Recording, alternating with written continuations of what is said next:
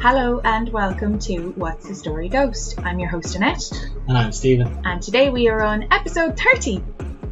I know I was that enthusiastic for the last one, but this one is an enthusiastic episode, 30 whole episodes. Steven, do you know anything about the Eastern State Penitentiary? My best guess is in the east somewhere. Right side east. It is actually. It's in Pennsylvania. If you ever get confused about which side east and west is, just think of we. I really did. I genuinely had to do the little sign of the cross. Just think of we are going on a trip. We, and then, because it's never EW. Tell me you're a scout without telling me. Okay, we crack on. Crackety. It may not be the most popular opinion, but it's mine, so I will share it. I do not believe that every person can be rehabilitated. Some people are just evil. Those who can be, should be. But when the system fails, oh my God, does it fail. Walnut Street Jail was built to relieve the overcrowding and disgraceful conditions at Philadelphia's Old Stone Jail, receiving its first prisoners in 1776. Back then, jail was only meant as a place to, for want of a better word, store criminals, awaiting punishments including the stocks, whippings, brandings, beatings or the gallows. 1787 saw Dr. Benjamin Rush found the Philadelphia Society for Alleviating the Miseries of Public Prisons, made up mostly of Quakers. This was the first prison reform group in the world. Benjamin Franklin joined the group on August 13, 1787. After many years of lobbying from the society, the Pennsylvania legislature approved funding to build the Eastern Penitentiary in 1821. The new prison would be built to hold 250 inmates. 4 architects submitted designs for the massive new prison. Settled in Philadelphia, British architect John Haviland won the commission. He received a $100 prize for his design, a little over $2,500 today. Rival architect William Strickland, whose design was rejected, was chosen to oversee the construction. But the following year, when construction began, Strickland was fired for reasons unknown, and John Haviland was appointed to oversee the construction. On April 23, 1829, legislation was passed allowing prisoners to be incarcerated in solitary confinement, which is still used today, but today it's more to keep an inmate safe from other prisoners, or if they need an adult version of a timeout, but not for rehabilitation. The method was based on a Quaker belief that prisoners isolated in stone cells with only a Bible would use the time to repent, pray, and find introspection. This correctional theory becomes known as the Pennsylvania system. Plans were finalised to prohibit all contact between prisoners at Eastern State Penitentiary, and masks were fabricated to keep the inmates from communicating during rare trips outside their cells, and also so none of the inmates could get the lay of the land. Cells were equipped with feed doors and individual exercise yards to prevent contact between inmates and minimise contact between inmates and guards. Albeit a bit lonely, doesn't sound too bad, right? No, it's horrible, and it was a terrible idea that was never going to work, but it was the 1800s and we didn't know anything yet.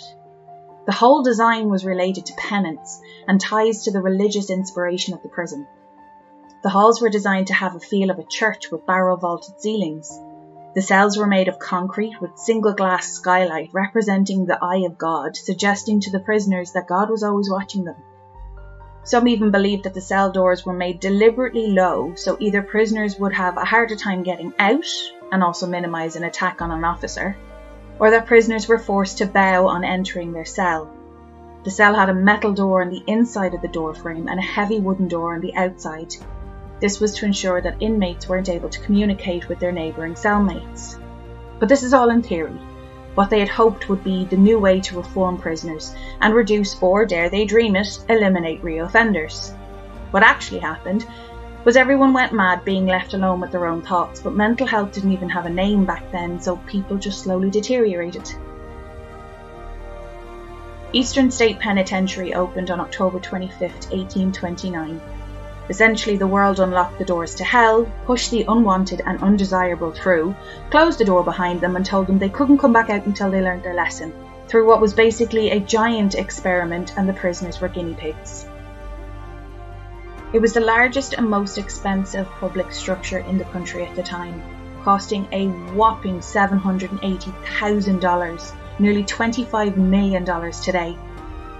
These days, Alcatraz or Fort Leavenworth are well known for being, well, the kind of places you wish you could heel-click your way out of, but the 19th and 20th centuries, Eastern State Penitentiary came to be well known for its strict discipline code and terrifying architecture. The prison was designed with a neo-Gothic look to instill fear on those outside who thought of committing a crime. That's not my interpretation, that is the deliberate design. I think the place seriously looks like a haunted castle from the outside. The first inmate, Charles Williams, prisoner number 1, burglar, light black skin, 5 feet 7 inches tall, foot 11 inches, scar on nose, scar on thigh, broad mouth, black eyes, farmer by trade, can read. Theft included one $20 watch, one $3 gold seal, one gold key, sentenced to 2 years of confinement with labour, received by Samuel Orr Wood, First Warden, Eastern State Penitentiary. The warden was legally required to visit every inmate every day, and then overseers were mandated to see each inmate 3 times a day. So the minute the door closed behind you, you would see 2 faces a day, and that was it. There was no visitation from family or friends. The only time you were allowed a visitor were if it were your priest, pastor, minister, preacher, or clergyman from your religion. That was it. In 1832, the prison experienced its first escape.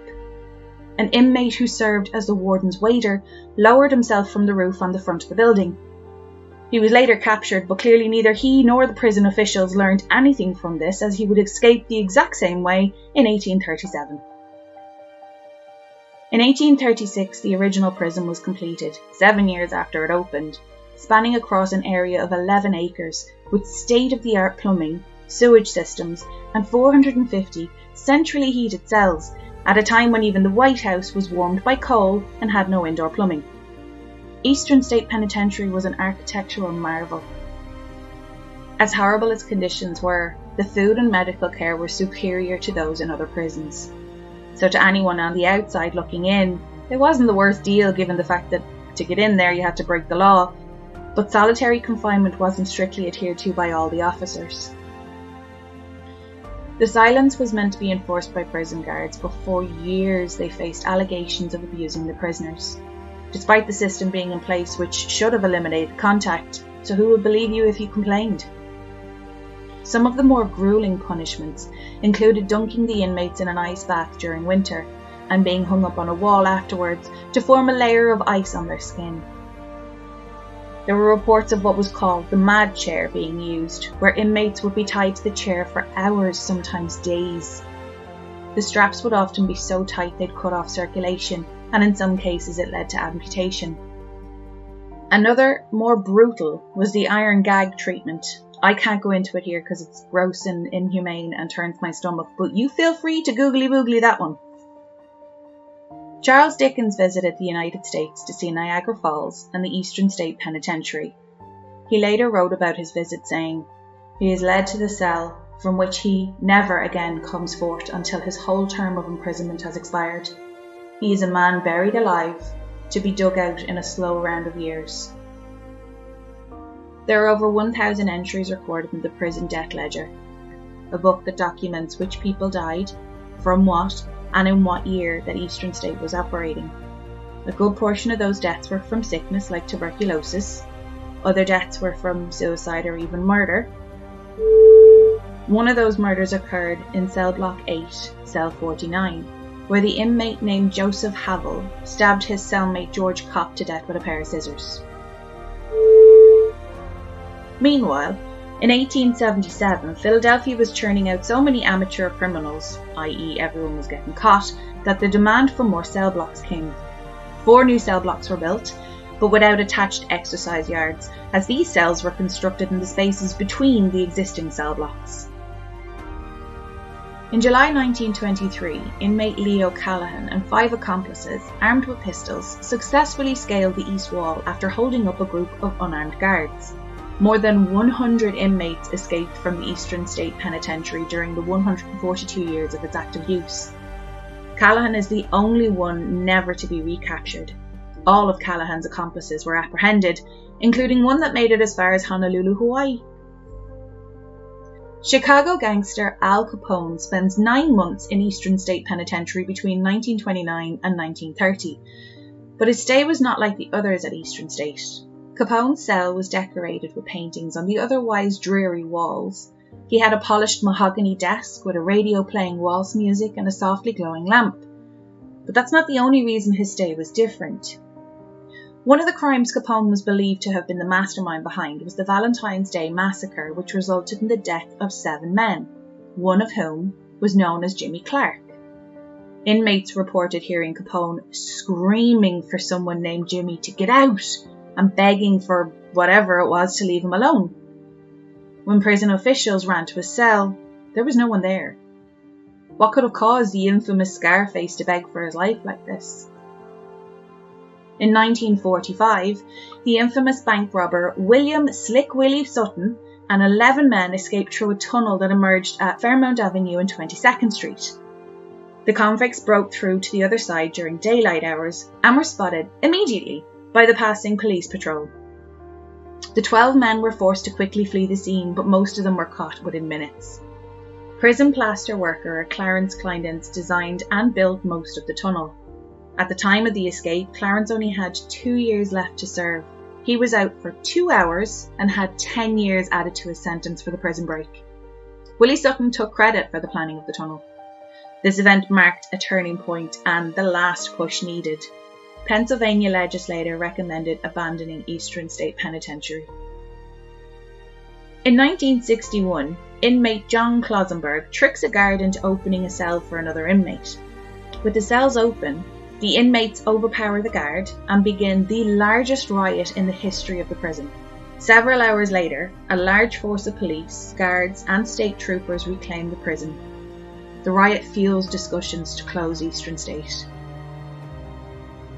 In January 1970, Eastern State Penitentiary closes. Most inmates are sent to the State Correctional Institution at Graterford. While the penitentiary's electrical and mechanical systems are in terrible shape, its walls and paint are in perfect condition. Between 1971 to the mid-1980s, Eastern State is all but abandoned.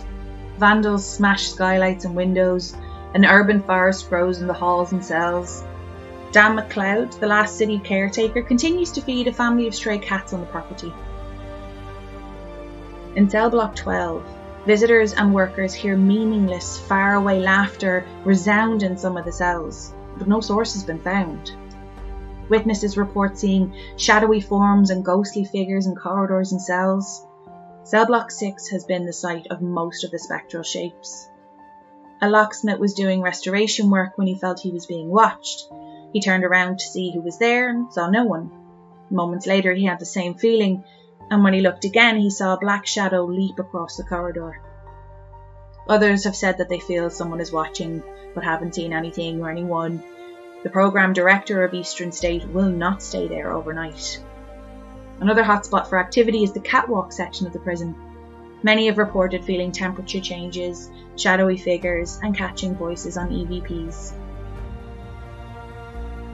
Today, Eastern State Penitentiary is a shell of its former self, but not much has changed insofar as the tormented souls. Only now, they aren't there because they're incarcerated. Now they're stuck because they endured so much torture while there. They have no idea how to leave. What do you think of that story? Grim. Your microwave. My microwave. Your microphone is always a million miles away. Your microwave needs to be beside your face, Stephen. That was a grim story. I think the idea behind it was good. I don't think leaving people to their own devices and left alone with their own thoughts. No. I don't think that.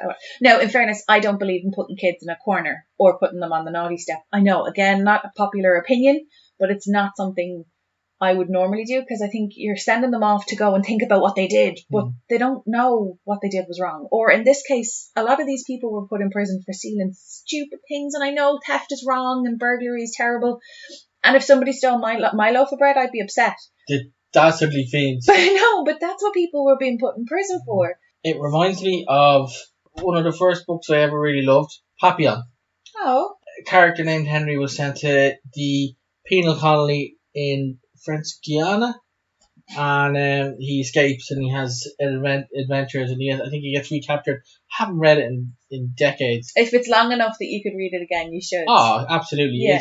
It's one of the first books I ever properly read, and outside of Did you feel like an adult after reading it? Yeah, I did, totally, yeah.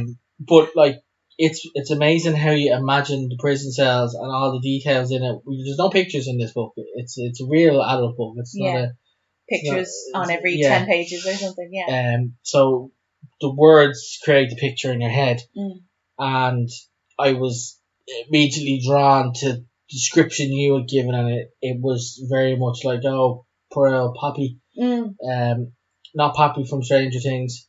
I know who that is! Yeah, Annette's been watching some Stranger Things. We've watched 6 episodes so far, but it's Papillon is short for, or Poppy short for Papillon, which is obviously French for butterfly. He was given that nickname because he had a butterfly tattoo. I think it might have been on his chest, but that's what it reminded me of. That sounds really interesting though, because my dad's like that. There's a film out. No, I'd read the book first before I watched the film. Definitely do. Yeah, my dad's like that with a book called The Carpetbaggers. Mm. It's been about 20 years since he read it, and he found it just recently, so he's excited to read it again. And it's so nice when a book captivates you when you're really young, and it explains, like young adult books or young teen or preteen books, where they're kind of slowly bringing you into, okay, this is not Enid Blyton, brace yourself, there's going to be some detail. So that's why I went into detail in the story with explaining the barrel vaulted roofs. Now, we discussed that in Hellfire Club, where there was a barrel vaulted roof. So it's to give, I'll show you some pictures of it, but if you're looking at the corridor of cells, it kind of has a church feel. And I think what they were going for was to be, to give it a look of, okay, you're here to pay your penance. That's actually where the word penitentiary came from. Oh. There you have it now, folks. So it was a way of you paying your penance. So I was like, okay, but why are all the doors shoulder length high? It was very strange. So all the doors were shoulder length high, and it had, I don't know if I explained it correctly. So say, for instance, you're looking at maybe a foot thick wall. Yeah. And on the inside of that wall, which would be the inside of your cell, you have your iron or your metal door. And then on the outside, you have one of those barn doors that you pull across. You don't close over, you pull along a rail. And it's a big, big, heavy wooden door. And it was to stop inmates from speaking to each other. But they were so dead set on keeping everything as silent as possible that they had the cell guards or the officers on duty who do the walking up and down. They had them wear socks over their shoes so that even their footsteps couldn't be heard. That's how silent they wanted everything. They literally just wanted you to sit there, read your Bible, and repent your sins. Now, you'd be able to get out, and I read a little bit more up on it as well today. In that little yard that you had, so you had access to a yard, and they'd have alternate exercise times, so you and the person beside you were never out in the yard at the same time. Yeah. You could keep a pet, you could plant, you could do whatever you wanted in that garden. For the 1 hour a day that you were out there, you could do whatever you wanted. But if you had to travel from one part of the prison to another part of the prison, they put a potato sack is the only word that I can think of right now, but they used to put the hood over your head so that you couldn't get the layout of the prison. You didn't know where you were. You didn't know what cell you were in. You couldn't be recognised by anyone else that somehow managed to see out. Yeah. Like it was complete. Everybody was just segregated from everybody else. You were so alone. And again, I know I said I don't believe all people can be rehabilitated because some people are just pure evil. But for those who were in there, it's a very lonely way to spend 9 months unless you're Al Capone with his mahogany table. Al Capone. Glad you mentioned him. Okay, go. He was screaming for your man? Jimmy Clark, I think the guy's name was. So, first things first, drugs. Always drugs. But he was getting everything else in. I am unsure on this, but I think syphilis drives you mad. That's a question. Oh, well, having never personally had it myself. Neither, so, yeah. But I do know that Al Capone died of syphilis in 1947, which was obviously after the fact. But he most likely went undiagnosed for a long time. So he could have been going mad in prison. It could have been. It could have been. Maybe you're right, Stephen. Yeah, I'm always right. Except for all the other times where I'm always wrong. Wasn't there a Mad King in Game of Thrones? Could be the same thing again. nobody was looking after themselves. But yeah, I think it's a pretty rough way to go. Question: what's a Quaker? I think it's a type of crisp. I think it's a type of oat. A Quaver. A Quaker is a member of a religious society of friends. I think that sounds lovely. Have we got Yes. a couple of lads that need characters? Obviously Al Capone, Slick Willie. He's a notorious, infamous bank robber of the time. That man, I swear to God, I think spent more time in prison than he spent out of prison. Yep. And eventually in the 60s, he was supposed to be given a massive sentence, and then the judge came back and was just like, look, giving his ill health and age just counted as time served.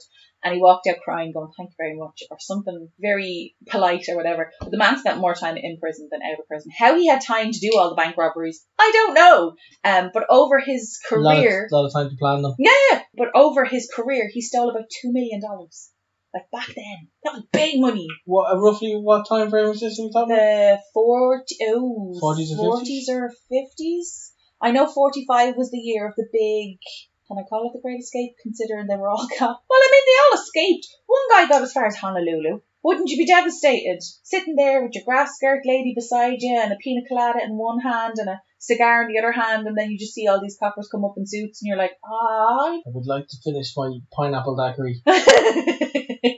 You gave me two there. So Al Capone, Willie the Slick bank robber, his name was William, can't remember his surname. Willie the Slick is fine. I think you have to find a comedic character for the warden's servant. He lowered himself over the wall, got away, got caught, and nobody learned anything from his mistakes. It was the first proper escape.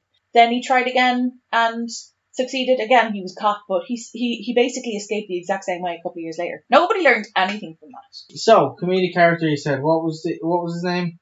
He was... we didn't get to know his name. He was the warden's servant. I'm thinking Lee Evans. Oh my God, yeah. Thinking of him from, like, playing out Warden with that goofy character that he pretended to be on crutches to get closer to Mary. He might have... What was that movie? Something About Mary. Oh, again, another movie I haven't watched in a long, long time. Al Capone, I Yes. think, if you think of Danny DeVito playing the Penguin, kind of has that bad vibe off him. Maybe a little bit taller than Danny DeVito, or a small Al Capone. Yeah, we could have a small Al Capone. And then I have two characters for prisoners. Okay. But these would be like prisoners that would... I'm thinking, who's your man what was the last guy? Slick Willie. What did he get sent away for? Burglary. Well, I'm thinking, because this guy is played a character from a prison film, Sean Connery. Yes. What film am I thinking of? Alcatraz. Yeah. And obviously, you gotta have a criminal there for Steve McQueen, because he played Papillon. Who's Steve McQueen? He's the guy on the motorbike in The Great Escape. Oh my God, my dad's gonna kill me. Another kind of a prison film, I suppose. I know. And then sticking a woman in there, the dinner lady for Kathy Bates. No, I wouldn't do that. No. There was a female character, so she could either play the first female inmate that was incarcerated, or the last female lady who was incarcerated. I don't know why I didn't include this in the story. Who was incarcerated for poisoning her husband. God knows what he did, but I'm sure he deserved it. So I think she could play either, I don't know why I assumed that a woman going into prison would be like, able for it, because it was mad. Kathy Bates was. They didn't separate anybody. All the women and the men were together. All the children were together in the jailhouse. I imagine it wasn't much different. That's only in the just going to cause more people living in the jailhouse. If you put a man and a woman in the cell and tell them not to talk to each other, like, has anybody else heard of Adam and Eve? Don't touch that big red juicy apple. No. That sounds And good. the only reason I'm having that input in your segment is because I didn't include that part of the story, which was not my ploy all along, I swear. Yes. I got no more questions or queries. No. I did have some cool facts that I thought were kind of awesome, considering Waverly Hills is just for tours. They do tours at the moment. So they do day and nighttime tours. They do tours if you stab someone. You can do a tour of 15 to 20. No, but they do tours, and all of the money goes towards, I was going to say rehabilitating the building. That's not what I meant. Restoring the building. Because up until the 70s, 80s, if you wanted to do a tour of the penitentiary, you had to sign a waiver. and wear a hard hat. This place was literally falling to pieces. But they do tours, so you're allowed to go in now without a hard hat, which is great news. So they do have some of it restored, not to its former glory. It'll never be. At the moment, you can do daytime, or should you dare to be that silly to go at nighttime, because I've watched some of the daytime and I've watched some of the nighttime YouTube videos. It's a completely different place at nighttime. It's very, very scary. And it has been used on location for TV programs and obviously the usual haunting stuff. So paranormal TV shows like Ghost Hunters, Ghost Adventures, BuzzFeed Unsolved. I watched their one. It was really, really good.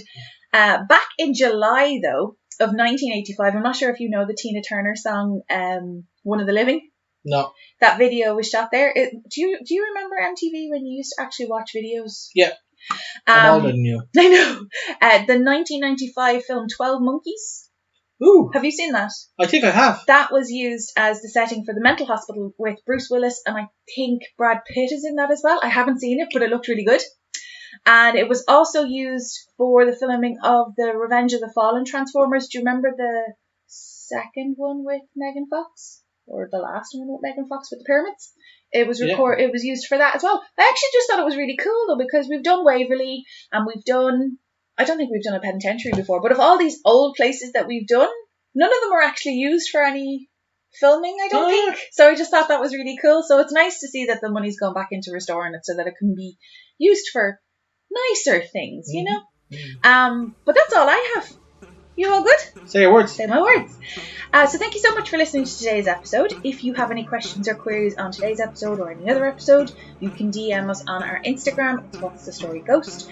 If you have any personal experiences you would like to share with us, our email is whatsthestoryghost@gmail.com. And on that note, exit jingle.